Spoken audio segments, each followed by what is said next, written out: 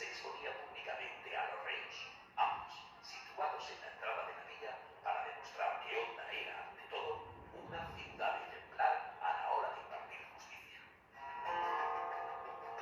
La torre de la prisión se construyó en una época de transición en el uso de las cárceles. ¿Hasta qué momento? Las prisiones medievales eran lugares en los que se custodiaban a los presos en espera de su juicio y condena, ya que se consideraba un gasto inútil el de mantener a los reos.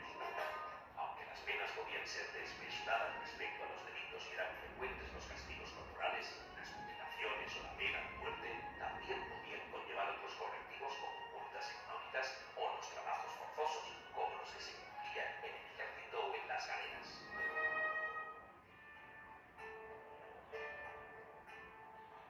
La Torre de las Cárceles era un edificio de planta casi cuadrada, con gruesas paredes y 4 plantas. En la planta baja se situaría la zona de administración del presidio, donde el justicia aplicaría la ley contra los criminales, efectuaría los registros y consignaría las pertenencias de los reos hasta su liberación. Actualmente este espacio, con su característica arquería gótica, está ocupado por un local comercial. La segunda planta formaría parte de la zona carcelaria propiamente dicha, situándose en ella una sala común de presos. Esta sala actualmente no es visible, ya que está ocupada por una vivienda particular. En la tercera planta, con su característica cubierta de bóveda de arcos entrelazados, se situaba otra sala general de presos. Como el resto, estaba custodiada por una doble puerta de acceso. En estas salas, en jergones de paja o directamente en el suelo, los reos pasarían sus días sin otro entretenimiento que la charla con otros presos o el juego. Desde los barrotes de la ventana podían ver la parte externa de las murallas y en sus paredes los presos se entretenían dibujando o escribiendo, dando lugar a lo que denominamos actualmente grafitis, manifestaciones espontáneas que captan aspectos de la vida de los presos y su visión personal del mundo.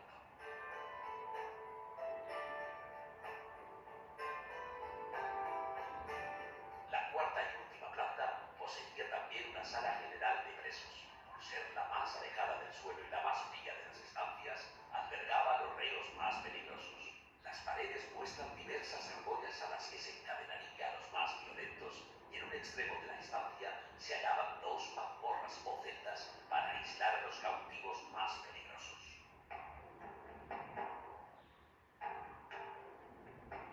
Durante más de 200 años, las condiciones de las cárceles de Onda no variaron demasiado y acabaron quedándose pequeñas y anticuadas.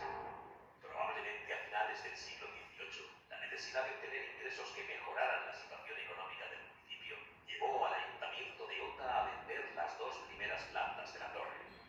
Esto agravó todavía más la situación precaria de las prisiones, que quedaron reducidas a 2 únicas salas frías, húmedas e insalubres.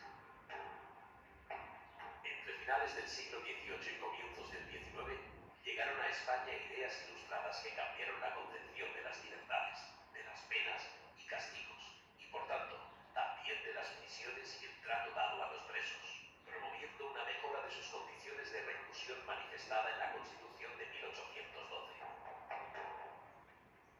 La cárcel, además de dar nombre a la propia pena de privación de libertad, sería el espacio físico en el que, ahora sí, se cumple el castigo por un tiempo estipulado, que podía ir desde unos días a varios años.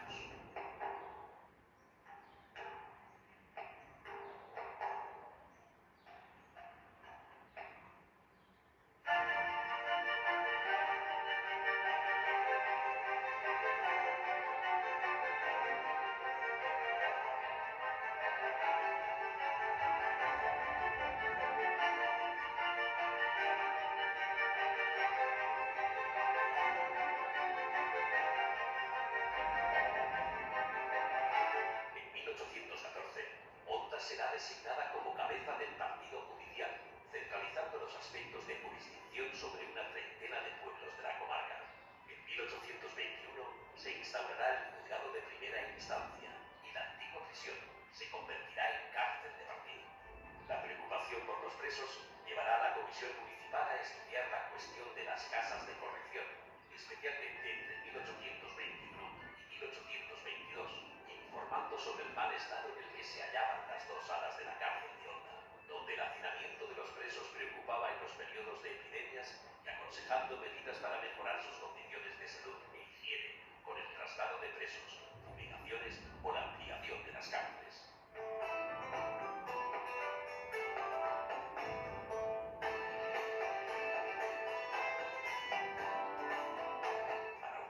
espacio carcelario, se utilizaría la vivienda anexa a la torre recayente a la Plaza del Almudí, un edificio construido sobre los arcos de época bajo medieval y ahora acondicionado para acoger nuevas celdas, sala de deliberación o juicios, administración de las cárceles y vivienda del carcelero o alguacil.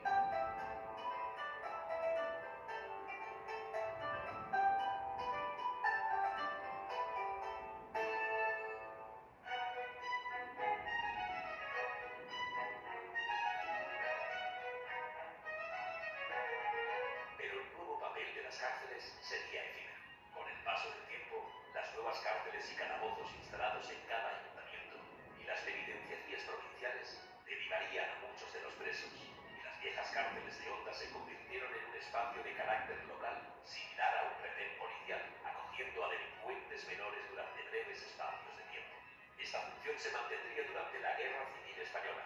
En las paredes de la torre son numerosos los grafitis que se conservan de este periodo.